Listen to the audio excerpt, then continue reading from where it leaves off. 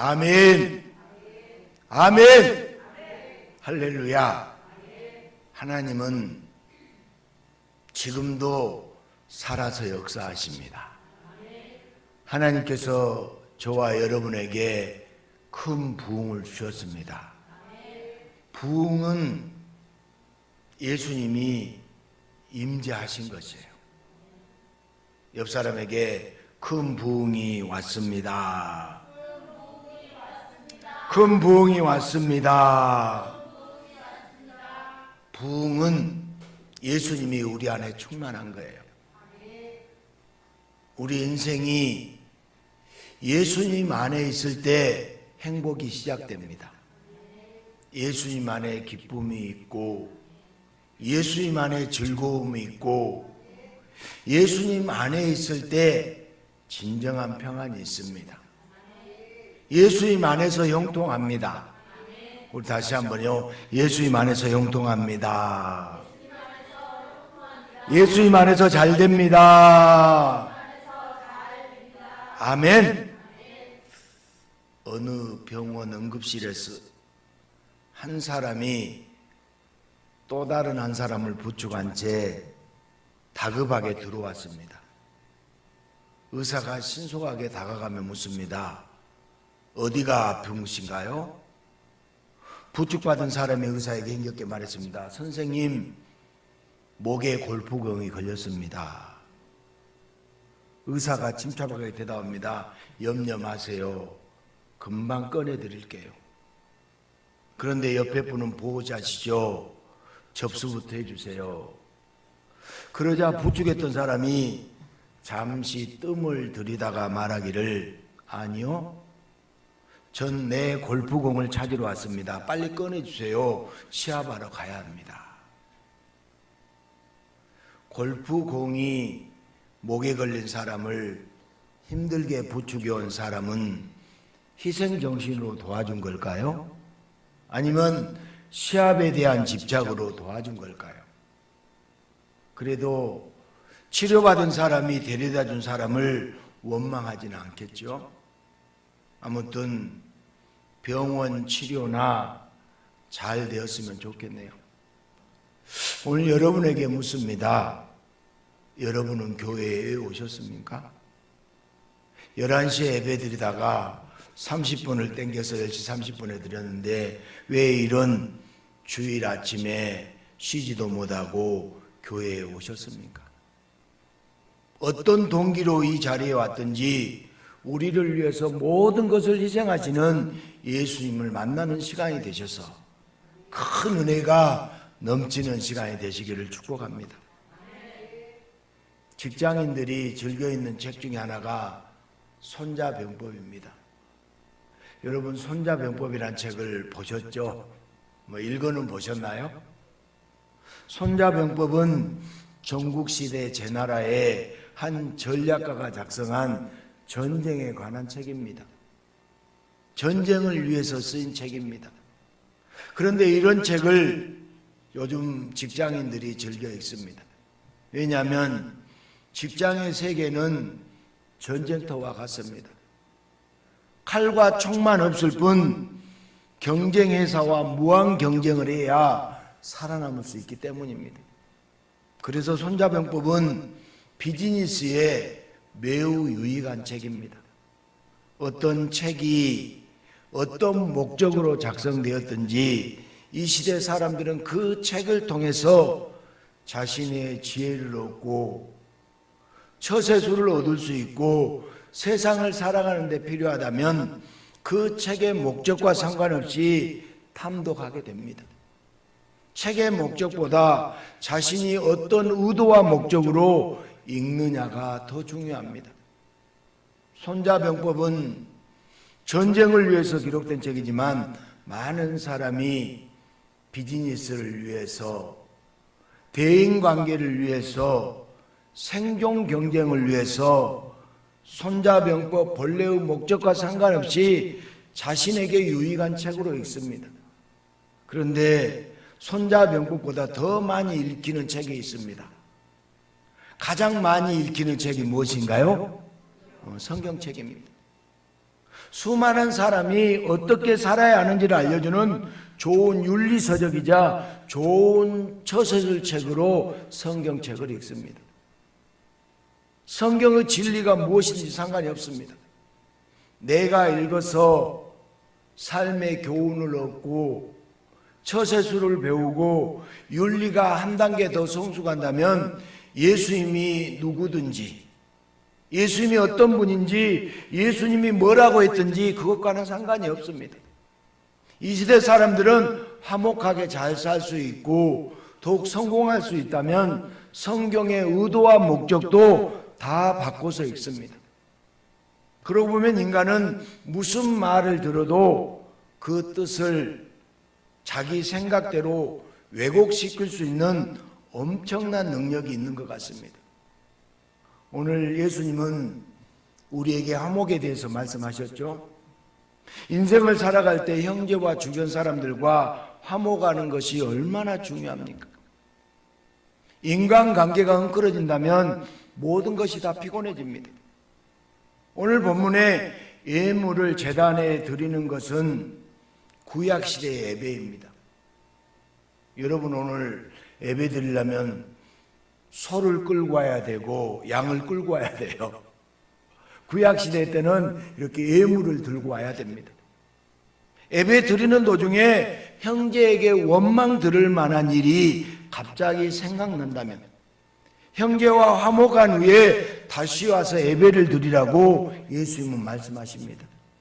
오늘 23절, 24절 다시 한번 읽어볼까요? 같이 읽습니다. 그러므로 예물을 제단에 드리려다가 거기에서 내 형제에게 원망 들을 만한 일이 있는 것이 생각나거든 예물을 제단 앞에 두고 먼저 가서 형제와 화목하고 그 후에 와서 예물을 드리라.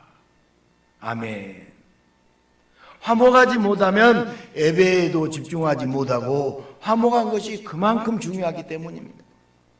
그런데 예배 드릴 때마다 형제에게 원망 들을 만한 일 때문에 예배를 중단해야 한다면 평생 제대로 예배를 드릴 수 있을까요? 사람이 살아가면서 원망 들을 만한 일을 하지 않을 수 없잖아요. 아무리 깨끗하고 아무리 정직하고 성격이 유순하다 할지라도 세상을 살다 보면 원망 들을 수 있잖아요. 자녀를 키울 때 보면 자녀에게 바른 말을 해주어도 자녀의 입장에서는 부모를 원망할 수 있습니다. 다시 말해서 이 세상 누구라도 원망해서 자유로운 사람이 없습니다. 이런 원망을 이유로 예배 때마다 중단을 하고 먼저 화목해야 한다면 어쩌면 영원히 예배를 드릴 수 없을지도 모릅니다. 예수님께서 이 말씀을 하시고 나서 또 말씀하시기를 살다가 길을 가다가 고발당하는 난처한 일이 발생하면 재판관이 오게 넘겨줄 수 있으니 급히 사과하고 화해하라고 하십니다. 그렇지 않으면 결코 나올 수 없는 감옥, 곧 지옥에서 나올 수 없게 된다고 오늘 말씀하고 있습니다. 우리 25절, 26절도 읽어볼까요? 너를 고발하는 자와 함께 길에 있을 때 급히 사화하라. 그 고발하는 자가 너를 재판관에게 내어주고 재판관이 옥리에게 내어주고 옥에 가둘까 염려하라. 26절, 5장 26절. 진실로 내게 이르노니 네가 한 푼이라도 남김없이 다 갚기 전에는 결코 거기서 나오지 못하리라. 아멘. 그런데 여러분, 아무리 급하게 사과하고 화해한다고 해도 용서받을 수 있는 일이 있고 용서받을 수 없는 일이 있잖아요. 모든 것을 화해하고 화목한다고 모두 다 원망으로부터 자유로울 수는 없습니다. 사람들과 화목해야 하지만 화목한다고 죄가 없어지고 원망이 없어지는 것은 아닙니다. 그럼에도 살아가면서 불편한 관계보다 화목하게 지내는 것이 매우 중요하잖아요. 오늘 본문에서 사람들은 화목이 예배보다 중요합니다. 화목이라는 것은 인생에서 필수입니다. 누구와도 화목한 관계로 살아갈 수 있다면 윤리적으로도 처세술적으로도 매우 훌륭합니다. 그런데 세상의 윤리적인 관점과 세상의 처세술 입장에서 그렇게 성경을 보는 것이 과연 올바른 것일까요? 예수님이 오늘 본문을 말씀하신 이유가 세상도 알고 있는 윤리적인 화목일까요? 과연 성경은 원망으로부터 자유롭고 나쁜 짓을 해도 감옥에 가지 않는 기가 막힌 처세술을 가르쳐주고 있는 것일까요? 태초에 하나님께서 세상을 창조하실 때 사람과 동물을 비롯한 모든 피조물은 서로 대립을 하거나 반목하는 관계가 아닙니다. 서로 조화를 이루고 서로 화목한 존재로 하나님은 창조하셨습니다. 하나님의 창조 처음에는 모든 피조물이 서로 간에 원망을 들을 만한 어떤 일도 하지 않았습니다. 그러나 인간이 하나님의 계명을 어기고 선악과를 먹고 난 다음부터 땅에서도 이 세상도 저주를 받았습니다. 인간은 서로를 반목하고 원망하며 평생을 살아가고 모든 피조물은 끊임없는 경쟁 속에서 살아갑니다. 타락한 인간은 누군가가 1등을 하면 누군가는 꼴등을 해야 하는 원망의 구조 아래 있는 타락한 세상에서 매일매일 힘겹게 살아가고 있습니다. 예수님은 구원자로 이 땅에 오셨습니다. 예수님은 구원자로 이 땅에 오셨습니다. 그리고 예수님은 마태복음 5장, 6장, 7장에서 예수님 자신이 감당해야 할 구원의 사역들을 말씀하십니다. 예수님이 이 땅에 계시는 동안 예배보다 더 중요한 것은 예수님과 화목해야 합니다. 바리새인처럼 예수님을 빼고 예배드리면 천국에 갈 수가 없습니다. 예수님은 예배보다 더 중요한 분이고 예수님은 예배 중심에 계시는 분입니다.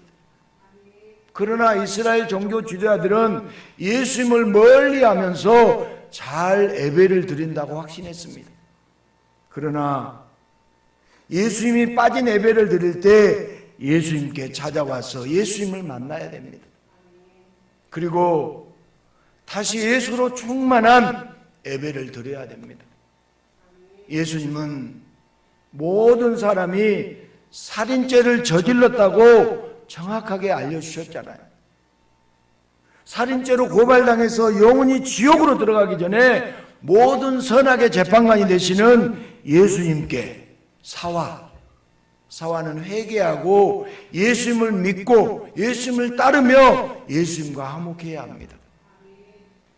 오늘의 본문은 세상의 윤리와 세상의 처세술에 대한 성경 구절이 아니라 예수님의 역할에 대한 말씀입니다.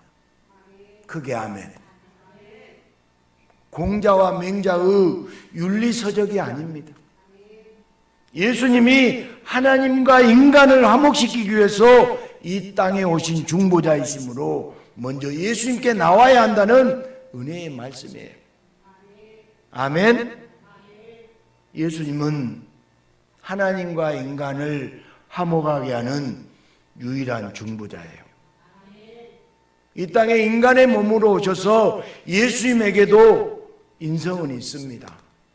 그러나 예수님 안에는 하나님과 동등한 신성도 있습니다. 예수 그리스도 안에는 완벽한 인성과 완벽한 신성이 동시에 존재해요. 그래서 예수님은 완전한 인간이고 완전한 하나님이세요. 어떤 인간도 이 두 가지를 다 갖고 있지 않기 때문에 절대로 구원자가 될 수 없어요. 요즘 JM에서 정명석이가 자기가 구세주 역할을 하면서 여러 여자들을 농락한 것을 우리가 매스컴을 통해서 봤잖아요. 구원자가 될 수가 없어요. 예수님은 화목하게 하시는 권세와 직분을 갖고 이 땅에 우리들을 구원하러 오셨습니다. 그래서 예수님께 나오면 죄로 인해서 고발당하더라도 하나님과 동등하게 선하게 재판관이 되시는 예수님을 인하여 모든 고발이 취소되고 오히려 감옥이 아니라 영원한 천국으로 갈 수 있습니다. 예수님 때문에 아무리 큰 죄악이 있다 하더라도 예수님에게 오면 천국에 갈 수 있습니다. 우리 고린도후서 5장 18절부터 19절 말씀 보겠습니다. 모든 것이 하나님께로서 났으며 그가 그리스도로 말미암아 우리를 자기와 화목하게 하시고 또 우리에게 화목하게 하는 직분을 주셨으니 곧 하나님께서 그리스도 안에 계시다 세상을 자기와 화목하게 하시며 그들의 죄를 그들에게 돌리지 아니하시고 우리에게 부탁하셨느니라. 아멘. 예수님은 유일한 화목자이십니다. 예수님은 유일한 화목자이십니다. 하나님은 예수 그리스도 외에 어떤 인간에게도 이러한 화목의 직분을 준 적이 없습니다. 이런 모든 권세와 권한을 다 갖고 계신 예수님과 화목하면 인간의 모든 죄는 다 용서함 받고 다 없어져서 구원받을 수 있게 됩니다. 유일한 화목자이신 예수님은 어떤 죄의 고발도 모두 취소해줄 수 있는 그리스도 우리의 구원자이세요. 예수만이 구원자이십니다. 우리 옆 사람에게 예수만이 구원자이십니다. 아멘. 예수만이 구원자이세요. 형제에게 원망 들을 만한 일이 생각나거든 그 예물을 제단 앞에 두고라도 먼저 화목하라고 말씀하실 때 제단에서 예배를 드리는 것보다 즉 예배를 드리는 것보다 먼저 예수를 믿고 예수를 받아들여서 예수님과 화목한 다음에 얼마든지 예배 드리라는 참 뜻을 말씀해 주셨습니다. 그러나 이런 영적인 깊은 의미를 모르고 영안이 닫혀 있었던 이스라엘 종교 지도자들은 사람과의 관계가 어찌 하나님의 관계보다 더 소중하고 중요하냐고 비아냥거리기에 바빴습니다. 어떻게 예배보다 인간의 관계가 더 우선이냐고 예수님의 설교를 거부해버렸습니다. 진리를 모르는 바리새인들은 예수를 모르는 바리새인들은 구원자를 모르는 바리새인들은 성경을 윤리로 접근하면서 정작 본인들은 종교 생활을 잘한다고 어리석게 생각했습니다. 그리고 예수님의 설교 때마다 언제나 말도 안 되는 표정과 몸짓과 야유를 예수님 향해서 퍼부었습니다. 고발하는 자와 함께 있을 때 먼저 적극적으로 사과하고 화해하라는 말씀은 예수 그리스도가 왔으니까 살아 생전에 다시 말하면 죽기 전에 예수님께 죄를 고백하고 자신이 죄인임을 인정하고 예수를 믿어서 화목하라는 말씀입니다. 그런데 종교지도자들은 잘못을 저질렀다면 죄값을 받아야지 개인 청탁과 같은 방법으로 어떻게 해결하겠냐고 혀를 차며 한심했습니다. 예수님은 생명의 말씀을 전하셨지만 돌아오는 것은 모욕적인 반응뿐이었습니다. 예수님은 화목하게 하는 분으로 이 땅에 오셨습니다. 예수님은 화목하게 하는 분도 우리에게 오셨습니다. 그래서 누구든지 예수님께 나오면 예수님과 화목하게 됩니다. 예수님과 화목하게 되고 하나님과 화목하게 되는 놀라운 축복을 얻게 됩니다. 요한복음 9장 4절 5절 말씀을 가볼까요? 때가 아직 낮임에 나를 보내신 일을 우리가 하여야 하리라. 밤이 오리니 그때는 아무도 일할 수 없느니라. 내가 세상에 있는 동안에 세상의 빛이로다. 아멘. 중요한 것은 누구든지 다시 말하면 살아있을 때 예수님과 화목할 수 있습니다. 여러분 살아있을 때 예수를 믿어야 돼요. 살아있을 때 예수님과 화목해야 됩니다. 죽으면 화목할 수 있어요, 없어요? 죽으면 더 이상 화목할 수 없습니다. 밤이 되면 아무것도 하지 못하고 하나님의 진노로 영원한 감옥, 지옥에서 절대 나올 수 없어요. 여기서 비유적으로 표현했는데요, 낮은 살아있을 때, 밤은 죽었을 때. 밤이 되면 끝나버리는 거예요. 죽으면 아무것도 하지 못하고 하나님의 진노로 영원한 감옥, 지옥에서 절대 빠져나올 수 없습니다. 여러분, 히브리서 9장 27절 말씀 봐볼까요? 한 번 죽은 것은 사람에게 정해진 것이요 그 후에는 심판이 있으리니. 밤이 오면 심판이 있기 때문에 돌이킬 수 있어요, 없어요? 죽으면 안 돼요. 낮에 살아있을 때 예수님께 나와서 예수를 믿고 예수님과 화목하면 하나님은 예수님과 화목한 자를 더 이상 정죄한다 안 한다? 정죄하지 않습니다. 이것이 복음이에요. 그래서 예수님은 모든 죄인을 자신에게 이끌었습니다. 스스로 화목제물이 되셔서, 예수님 스스로 화목제물이 되셔서 틀어져 버린 하나님과 인간의 관계를 화목하게 완성하고자 2000년 전에 이 땅에 내려오셔서 모든 죄인을 내게 오라고 하신 분, 그분이 바로 예수 그리스도십니다. 사랑하는 여러분, 화목이 무엇일까요? 화목이 뭐예요? 누구하고 화목해야 되나요? 언제 화목해야 되나요? 여러분 대답 한번 해보세요. 화목이 뭐예요? 예수님을 믿는 거예요. 누구와 화목해야 돼요? 예수님. 여러분 제가 질문하면 무조건 예수님이에요. 언제 화목해야 되나요? 지금에 화목해야 돼요. 예수님과 지금 화목해야 돼요. 로마서 5장 10절 말씀 보겠습니다. 곧 우리가 원수 되었을 때 그의 아들의 죽으심으로 말미암아 하나님과 화목하게 되었은즉 화목하게 된 자로서는 더욱 그의 살아나심으로 말미암아 구원을 받을 것이니라. 아멘. 모든 인간은 죄를 지어서 하나님과 원수가 되었어요. 누구와 원수 되었다고요? 하나님과 원수가 되었어요. 하나님은 죄를 미워하십니다. 하나님은 죄를 싫어하십니다. 하나님은 죄를 반드시 징벌하세요. 여러분 죄 지으면 형벌이 따르잖아요. 그래서 더 이상 하나님과 타락한 인간 사이에는 화목이 없어지고 하나님은 모든 인간의 죄를 물어서 그 죄값으로 죽게 하셨습니다. 하나님의 진노와 원망으로 모든 인간이 다 죽어갈 때 예수님은 화목하게 하는 사명을 갖고 이 땅에 내려오셔서 인간들을 대신하셔서 인간들의 죄를 다 짊어지고 십자가에서 비참하게 죽으셨습니다. 그렇게 인간들의 모든 죄를 다 없앤 후에 하나님과 인간 사이를 영원히 화목하도록 하셨습니다. 그러므로 모든 인간은 화목할 수 있는 시간에, 다시 말하면 지금 이 시간에 저를 모두 쳐다봐 보세요. 여러분 지금 이 시간에 죽기 전에 반드시 누구와 화목해야 돼요? 예수님과 화목해야 됩니다. 예수님과 화목한 저와 여러분이 가장 복된 사람인 줄 믿습니다.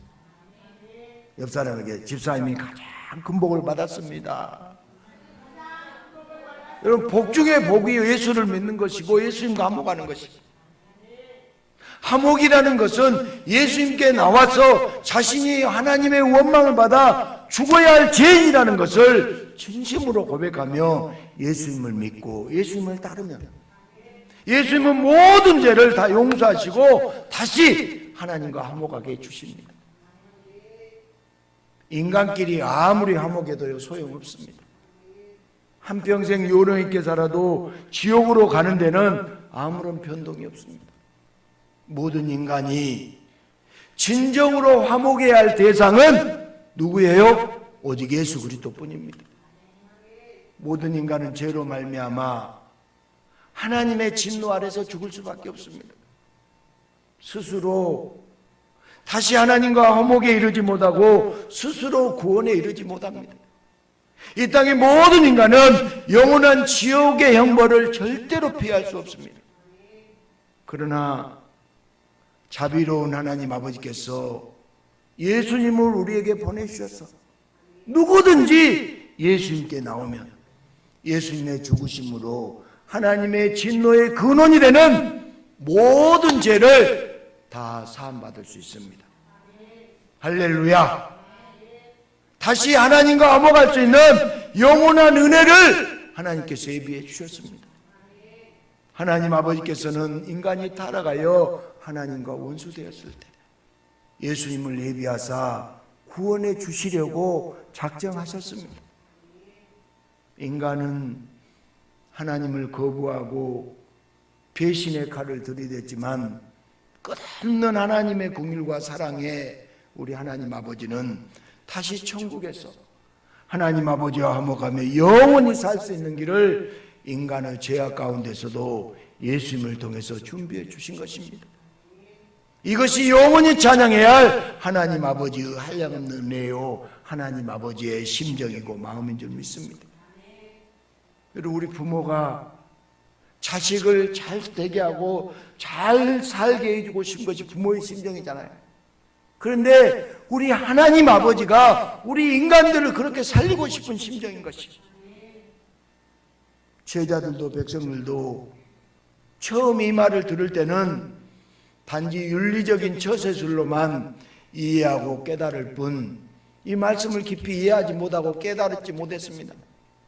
그러나 예수님께서 십자가에 죽으시고 부활하신 후 다시 성령께서 이 말씀을 깊이 상기시켜 주셨을 때 예수님의 말씀이 윤리적인 말씀이 아니고 처세술의 말씀이 아니라 예수님의 사역에 대한 말씀이라는 것을 깨닫게 된 것입니다.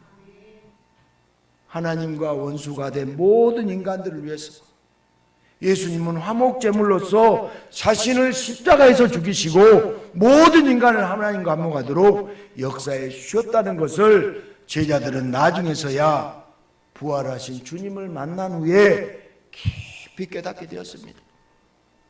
예수님의 사역이 어떻게 진행되고 어떻게 완성되는지 깨닫게 될 때 비로소 자신들은 이미 하나님 아버지와 화목된 상태라는 것을 알게 되었습니다.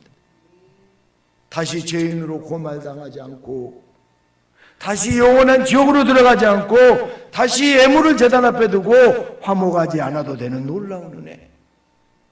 제자들은 아무것도 한 것이 없는데 예수님의 사역으로 인하여 하나님과 원수가 되었다가 다시 화목하게 되었습니다. 다시 자녀의 권세와 영광이 충만하게 된 것으로 인하여 춤을 추고 싶었습니다.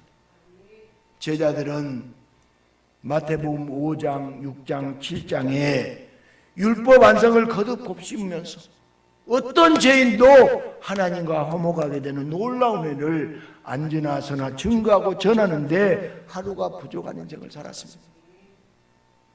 이 땅에 수많은 사람이 성경을 읽고 신앙생활을 합니다.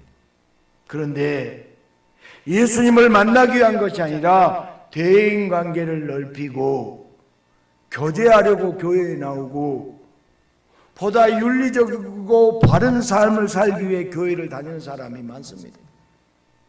성경은 기록된 목적인 구원자 예수님을 부단히 말씀하고 있어요. 여러분, 성경은 윤리책이 아니고 처세술책이 아니에요. 성경은 구원자 예수님을 계속 말씀하고 있습니다. 그런데 성경을 읽고 성경을 읽을 때 예수님에게는 관심이 없고 높은 윤리적인 삶을 추구하고 처세술을 더 높일 수 있는 지혜로운 방법을 찾기 위해서 성경을 읽고 설교를 하고 설교를 듣는 자들이 적지 않습니다. 예수님에 대해서도 조금만 알아도 된다고 생각합니다. 그렇게 이 시대는 성경을 공자와 맹자의 윤리서적으로 처세술을 확장하는 손자병법으로 성경을 만들어버렸습니다. 하나님과 원수된 자신을 전혀 모르고 자신을 위해서 십자가에서 화목제물이 되신 예수님에 대한 지식은 신문기사를 아는 지식보다 훨씬 못합니다. 그러나 성경의 원래 목적대로 화목제물이 되신 예수님에 대해서 깊이 알기를 원하고 세상과 화목하기보다는 더 근원적으로 예수님과 화목하려고 한다면 누구든지 지옥에 아니라 죽어서 지옥이 아니라 영원한 천국으로 들어가며 살아서도 예수님이 도와주시는 축복의 인생을 살게 됩니다. 하지만 성경을 진리와 생명의 말씀이 아니라 손자병법처럼 읽는 자는 아무리 교회를 오래 다닌 자도 심지어 목회자라 할지라도 지옥의 심판을 피할 수 없습니다. 성도는 하나님과 원수되었던 죄인이 예수님이 십자가에서 대신 죽으심으로써 다시 하나님과 화목하게 된 자가 성도예요. 따라서 해보세요. 나는 하나님과 화목되었습니다. 크게 해보세요. 여러분 고백해야 돼요. 나는 하나님과 화목되었습니다. 누구 때문에요? 예수님 때문에. 더 이상 성도는 하나님과 원수관계가 아니고 하나님이 죽이고 싶어하는 죄인이 아니에요. 우리는 용서받은 죄인이잖아요. 우리는 늘 고백해야 돼요. 나는 죄인입니다. 나는 죄인 중에 개수입니다. 그럴 때 예수가 필요하고 예수를 받아들이고 예수를 믿고 그럴 때 예수가 용서해 주시고 화목해 주시고 죄인이 아닌 의인이 되는 줄 믿습니다. 하나님이 축복해 주시고 하나님의 자녀로서 영원히 살려주고 싶은 자가 바로 성도입니다. 그래서 성도는 이제부터 하나님을 친근하게, 여러분 하나님을 누구라고 불러요? 아빠라고 불러요. 아빠 아버지라고. 아빠 아버지라고 다시 부를 수 있게 된 거죠.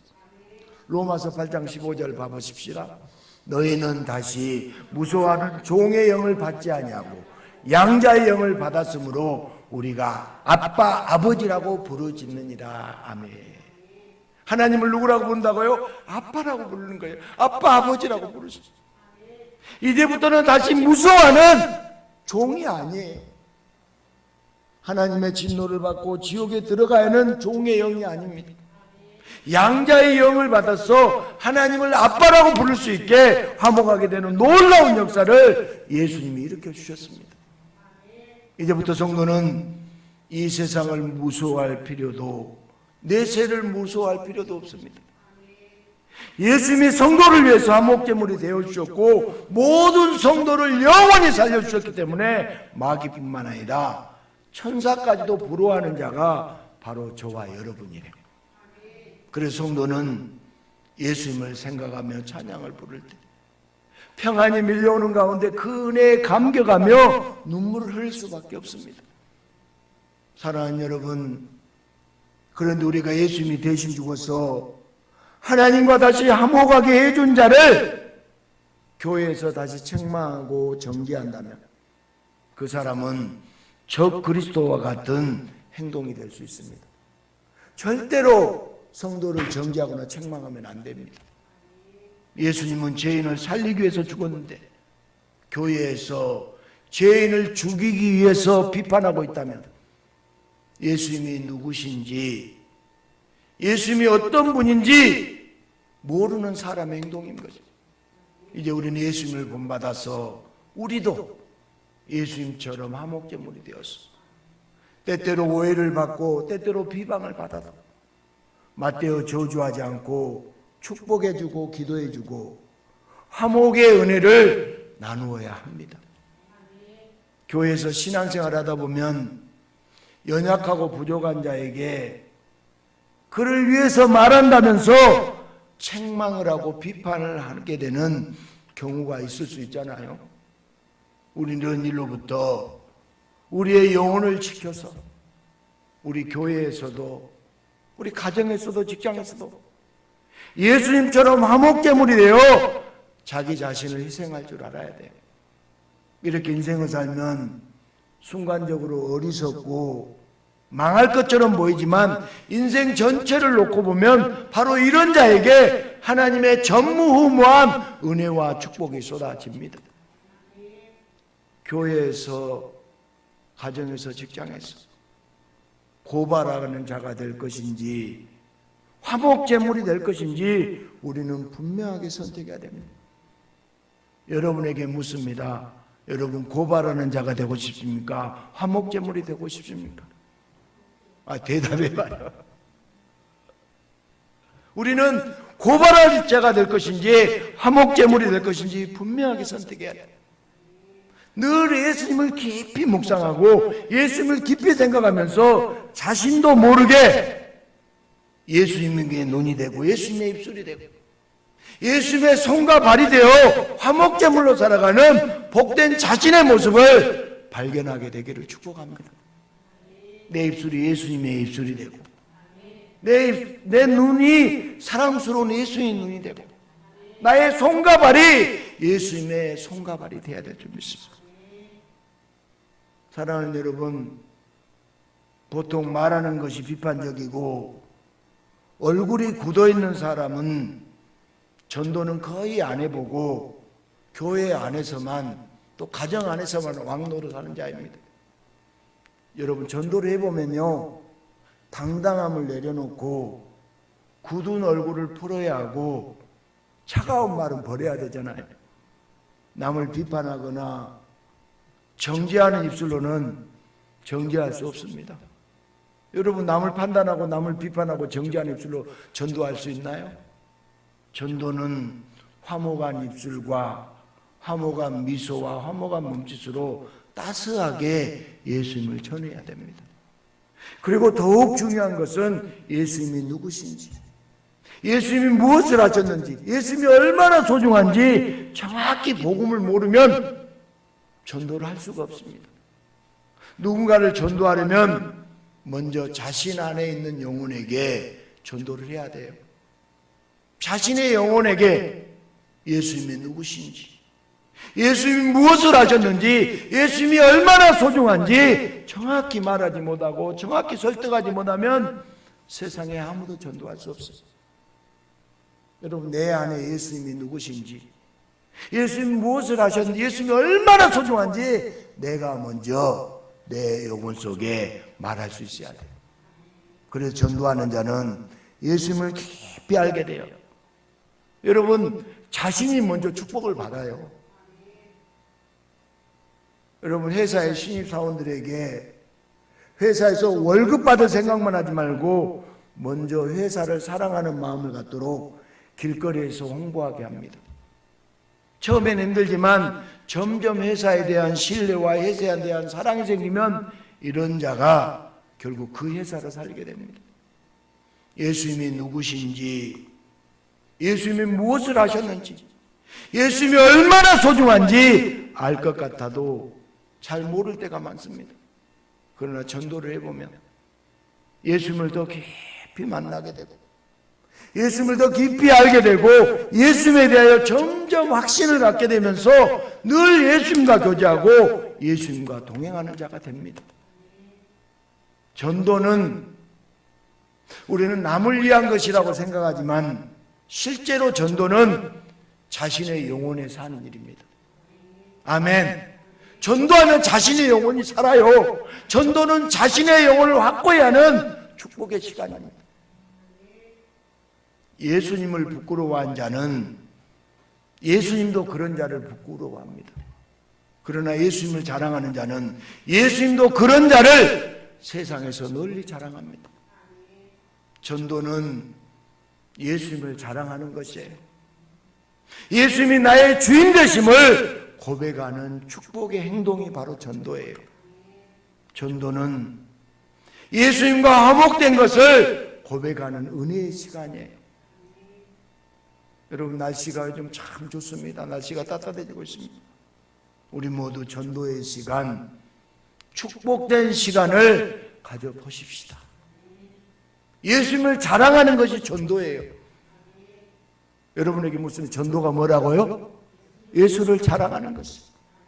하나님과 원수되었던 나를 하나님과 화목되게 해주신 화목제물이 되신 그 예수님을 자랑하는 것이 전도예요. 우리 모두 예수님을 자랑하면서 예수님을 더 깊이 만나는 복에 복이 더하여지기를 주님의 이름으로 축복합니다.